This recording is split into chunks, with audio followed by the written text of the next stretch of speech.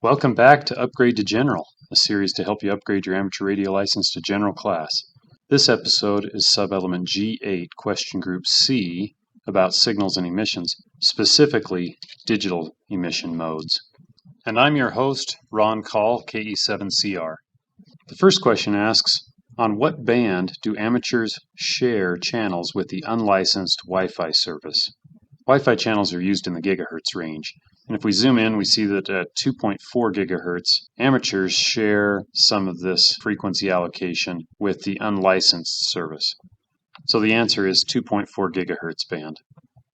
The next question asks, what digital mode is used as a low-power beacon for assessing HF propagation? And the answer is WSPR. It's pronounced whisper. This is a page from WhisperNet. And you can see what happens is the transmitter will transmit usually a very low power signal, sometimes under a watt, and then stations that receive that transmission post that online so you can see where your transmitter is being heard. And the more stations that are using WhisperNet can help map propagation conditions worldwide. The next question asks, what part of a packet radio frame contains the routing and handling information? Packet radio transmissions are where a message is broken up into sections, and then each section can be routed in multiple different ways, multiple routes to arrive at the receiving station, and then reassembled into the correct order. Packet radio is a digital transmission mode, and different sections of the transmission are used to address different needs. The header contains the routing and handling information, the address, the control, the type of message that it is. One common packet mode used in amateur radio is the APRS, Automatic Packet Reporting System, that's used to often indicate locations. Some amateurs use it for tracking, say, high-altitude balloons or remote aircraft. You can use it for vehicles moving. So having the ability to track where packets are supposed to be delivered is an important part of packet radio. That's in the header. The next question asks, which of the following describes Baudot code? Baudot was early code developed for radio teletype operations. It's a 5-bit code and has an additional start and stop bit. Before ASCII, the American Standard Code for Information Interchange, was developed, and even later Unicode, the Baudot code was used early on as a digital code. So it's a 5-bit code with additional start and stop bits. In digital radio transmissions, one of the issues is if a packet of information is lost or corrupted and needs to be resent, then there needs to be instructions to do that. So the next question asks, in an ARQ mode, ARQ stands for Automatic Repeat Request, what is meant by a NAK response to a transmitted packet? NAK means not acknowledged. That's what the receiving station sends when it receives an error in the transmitted packet. If a packet is corrupted or missing, it'll send a NAK request saying retransmit that packet. So the answer is a request transmission of the packet. The next question asks, what action results from a failure to exchange information due to excessive transmission attempts when using an ARQ mode? Now, let's say band conditions are bad, it's just not making it through, there's too much interference or something. And so if it keeps sending NAK requests and there's just so many times it can request it before it'll say, hey, I can't fulfill that request anymore.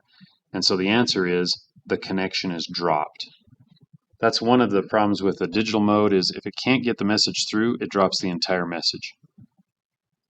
The next question asks, which of the following narrow-band digital modes can receive signals with very low signal-to-noise ratios?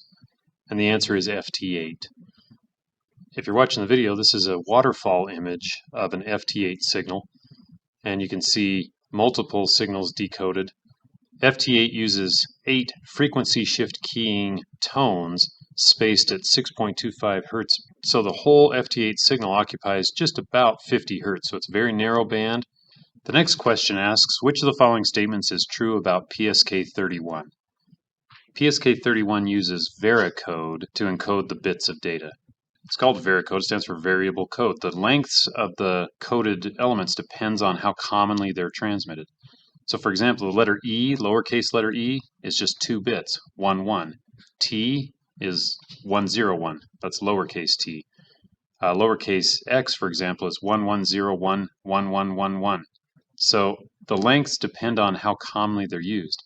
And also, uppercase letters have longer codes. For example, the uppercase E is 11101111. So they're not always the same lengths like ASCII. Varicode depends on how often that character is used. So the answer is uppercase letters use longer varicode bit sequences and thus slow down transmission. The next question asks, which is true of mesh network microwave nodes? The whole idea of a mesh network is that nodes can come on and off. You can add nodes, remove nodes. Messages can route through different routes through the nodes to arrive at the destination. So the answer is, if one node fails, a packet may still reach its target station via an alternate node. The next question asks, how does forward error correction, or FEC, allow the receiver to correct data errors? And the idea with forward error correction is by transmitting redundant information with the data, then a receiver may be able to reconstruct the message even if some of the data wasn't received, as long as it's redundant. So the answer, by transmitting redundant information with the data. The next question asks, how are the two separate frequencies of a frequency shift keyed, or FSK, signal identified? The two frequencies are called the mark and the space frequency. The next question asks, which type of code is used for sending characters in a PSK31 signal? Again, that's varicode. The next question asks, what is indicated on a waterfall display by one or more vertical lines on either side of a data mode or RTTY signal? That's overmodulation. When you overmodulate a signal, provide too much power, it will spread out the bandwidth. It's called splattering the band, and you'll get lines on either side of the intended signal. So when you're doing a data mode, watch out and don't overmodulate by having too high of a power level.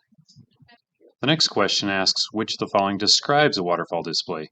So this is an image of a waterfall display, and on a waterfall display, time is on the vertical axis. So the waterfall will scroll either down from the top to the bottom of the screen or up from the bottom to the top. Time is on the vertical axis.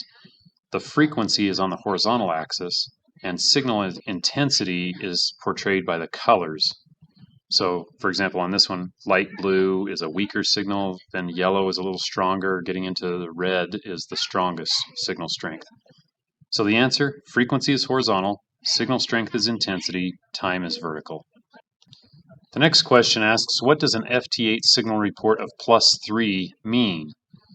The signal strength reports in FT8 are dB relative to a 2.5 kilohertz bandwidth, essentially like a single sideband transmission. So what it indicates is a signal-to-noise ratio equivalent to +3 dB in a 2.5 kilohertz bandwidth. And the last question asks, which of the following provide digital voice modes? Digital voice modes are being used extensively now in VHF-UHF radios. The three most common are DMR, D-Star, and System Fusion.